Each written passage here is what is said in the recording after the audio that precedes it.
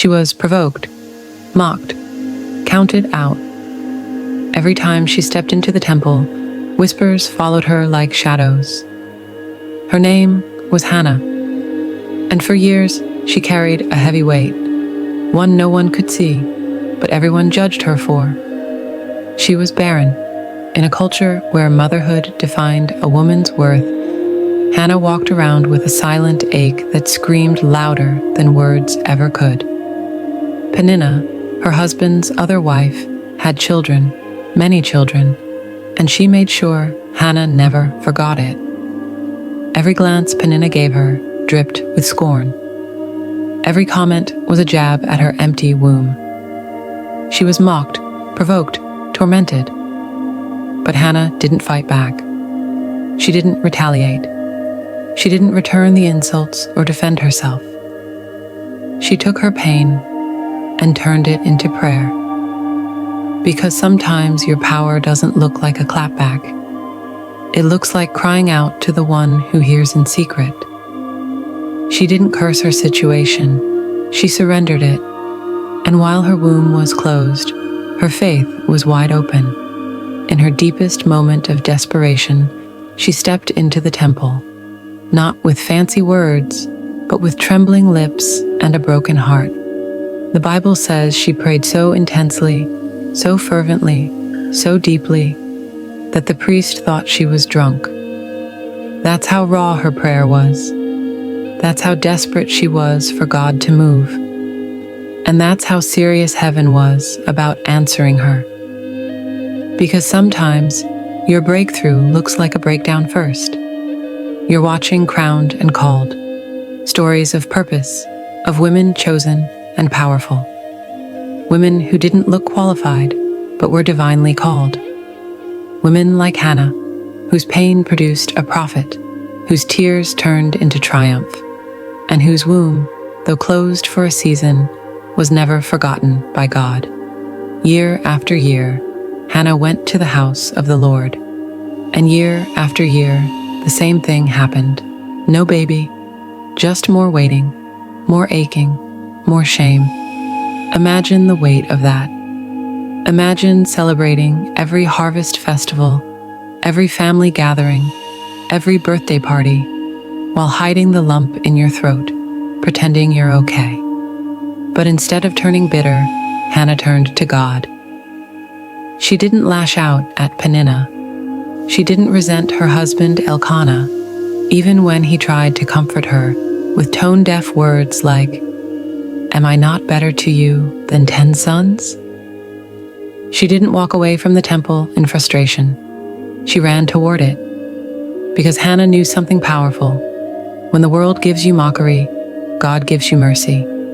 So she entered the temple, alone, silent, shaken. Her lips moved, but her voice made no sound.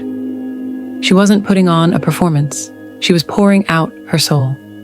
And as she knelt, with her face twisted in agony, something sacred happened. Her pain became her petition. Her heartbreak became her intercession. The priest, Eli, watched from a distance. To him, it looked like drunkenness. To heaven, it looked like faith. Eli approached her, ready to scold. But when Hannah explained, he changed his tone.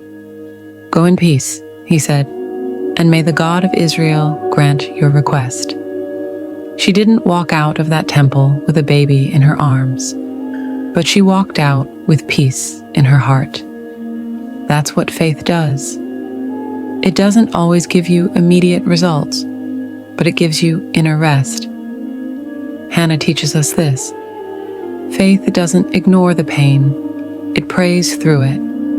She didn't let her circumstances define her relationship with God.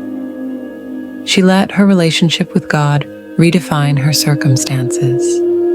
She was mocked, yes, but she was also marked by God. Hannah didn't just ask for a child. She made a vow. In the temple, on her knees, she whispered a promise into the ears of heaven. "If you give me a son, I will give him back to you. All the days of his life, he will be yours." That's not just a request. That's radical surrender. She wasn't bargaining with God. She was believing Him on a whole new level. This was not about fulfilling her ego or proving her worth to her rivals. This was about purpose. If God would give her a son, she'd raise him not just as her child, but as His servant. And God said yes. In due time, Hannah conceived. She gave birth to a son and named him Samuel, which means God has heard, because He had. Her cries in the temple were not in vain. Her quiet prayers, misunderstood by man, were treasured by God. And Samuel? He wasn't just any child. He was the last judge of Israel, a mighty prophet, the one who would anoint kings, the one who would change the direction of a nation, all because one woman prayed and was willing to let go. Hannah kept her word. Once Samuel was weaned, she brought him back to the temple. Can you imagine the strength it took to release the very thing she had longed for, to give away the miracle she had nurtured in her arms? But she did it because she knew. When you give something to God, it's never lost. It's multiplied. That's what next level faith looks like. Not just asking, but trusting. Not just receiving, but releasing. And through her obedience, generations were changed. Maybe you've cried like Hannah. Maybe you've prayed with trembling lips and a trembling heart. Maybe you've felt mocked, overlooked, or provoked by life. Maybe your dreams feel delayed, or worse, denied. But hear this. God hears every single word. Your tears are not invisible. Your prayers are not forgotten. Your wait is not wasted. Like Hannah, you may not see the answer today, but that doesn't mean it's not on the way. And maybe, just maybe, your waiting is shaping something greater. Maybe your story isn't just for you. Maybe, like Hannah, your pain is carrying national purpose. Maybe your private surrender will birth public impact. Maybe the thing you're asking for is not just about filling your arms, but fulfilling your calling. If there's anything Hannah's story teaches us, it's this. Don't give up, don't give in, give it to God. Your womb, whether physical or symbolic, is not empty. It's sacred. Your voice matters. Your faith matters. Your yes to God can echo for generations.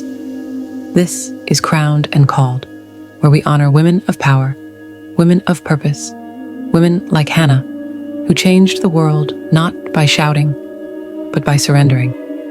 Subscribe to Crowned and Called for more stories like this.